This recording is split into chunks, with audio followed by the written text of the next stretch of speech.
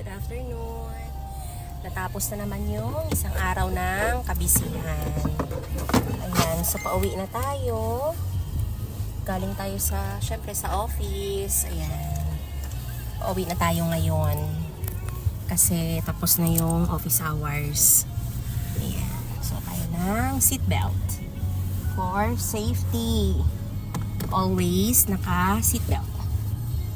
Kasi pag hindi naka-seatbelt, nag-alert din siya eh. Nag-alert siya pag hindi naka-seatbelt. So dapat naka-seatbelt talaga para safe and hindi mag-alert yung ating sasakyan. Ayan, so haba ng buhok ko. Sa haba ng buhok ko guys, ayan oh. Nahihirapan na akong mag-ano kasi yung seatbelt ko nga ay nag-ano dyan. Sumasabit siya. So